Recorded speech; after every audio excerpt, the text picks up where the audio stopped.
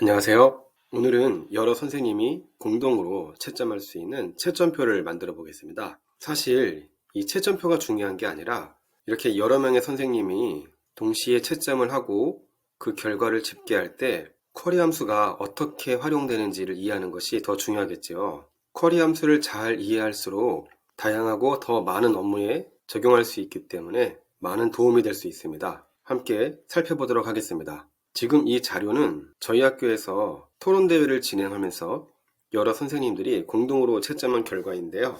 여기 A열에는 채점을 하는 선생님의 이름이 들어있고요. 여기 B열에는 토론대회에 참가한 팀의 이름이 기록되어 있습니다. 그럼 각 선생님들은 항목별로 이렇게 점수를 입력하는 것이죠.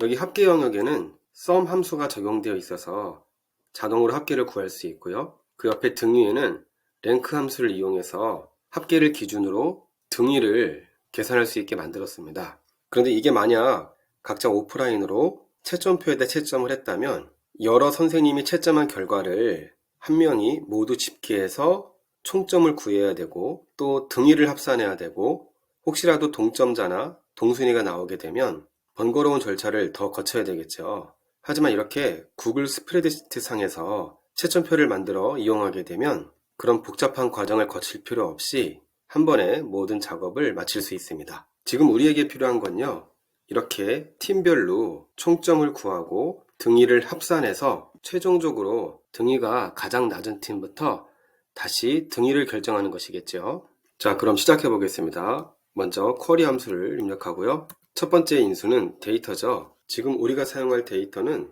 여기 B열부터 등위가 있는 L10까지를 사용할 것인데요. 범위를 입력하기 위해서 B1부터 L10에 데이터가 입력되어 있는 마지막 셀을 찾아야 하는데요. 지금 보면 111행에 있네요. 그래서 L111이라고 써도 되지만 이것보다는 L 뒤에 행의 숫자를 나타내는 이 값을 입력하지 않는 것이 오히려 편리합니다. 이렇게 하면 L10에 있는 행의 수를 제한하지 않았기 때문에 데이터가 새로 추가되어도 계속해서 그 값이 이 쿼리 함수 안에 반영됩니다. 이게 무슨 의미인가 하면요. 지금 L1에서 우리가 데이터가 있는 범위를 이렇게 지정했다고 할 때요. 이렇게 범위를 지정하고 나면 이 아래에 데이터가 추가로 입력되어도 더 이상 반영할 수가 없죠. 그런데 여기 셀 주소를 입력하는 곳에요. L111이 아니라 이 111을 지우고 오픈 시킨다고 하는데요. 행의 수를 입력하지 않으면 지금 보시는 것처럼 L열이 모두 선택됩니다. 이렇게 되면 데이터가 추가로 입력되어도 사용자가 셀 범위를 일일이 수정할 필요 없이 모두 반영되기 때문에 조금 더 편리하다고 할 수 있습니다. 그럼 다시 한번 입력해 보겠습니다. 등호 쿼리 함수 입력하고요.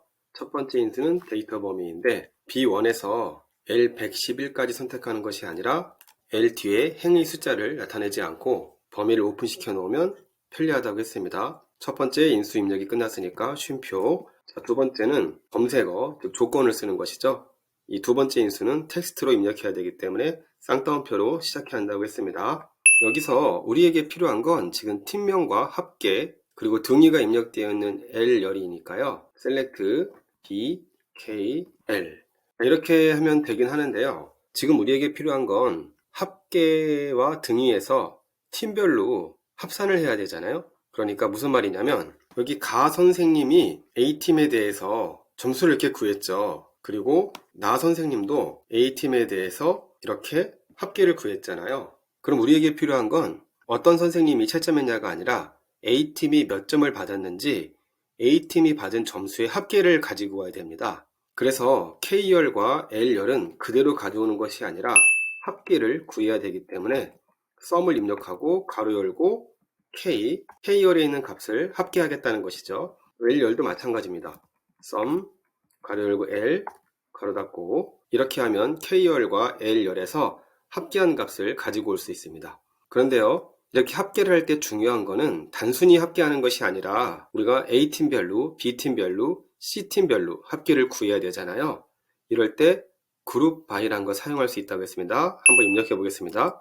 그룹 바이, 지금은 B열을 기준으로 입력할 것이기 때문에 B 입력하고요. 쌍따옴표로 두 번째 인수 입력 맞춰주고요. 한번 결과가 어떤지 확인하기 위해서 이 상태로 괄호 닫고 결과를 보겠습니다. 자, 보시면은 우리가 최종적으로 만들고자 하는 이 결과와는 조금 다르지만 여기 데이터만 보시면은 대략 집계한 값들이 잘 구해져 있다는 걸 알 수가 있습니다. 이 왼쪽은 여기 총점에 따라서 정렬이 되어 있는 것이고요.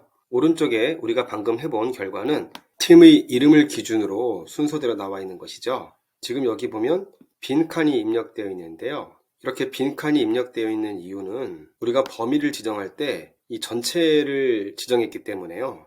여기 빈칸이 모두 반영되어서 이렇게 빈칸도 출력된 것입니다. 이 빈칸을 없애려면 where절에서 조건을 설정해 주면 되겠습니다. 입력 방법은요. 이 그룹 바이 앞에서 where 입력해 주시고요. 비열 중에 빈칸이 있는 것은 제외한다고 설정해 주면 되는데요. 방법은 B를 입력해 주고요. 만약 B가 빈칸인 것을 찾는다면 등호하고 작은 따옴표 두 개를 연속해서 입력해 주면 됩니다. 그런데 우리는 지금 빈칸이 아닌 것을 찾는 것이기 때문에 여기 등호 앞에 느낌표를 입력하고 엔터를 쳐주면 우리에게 필요하지 않은 빈칸이 사라졌죠. 느낌표 등호 대신에요.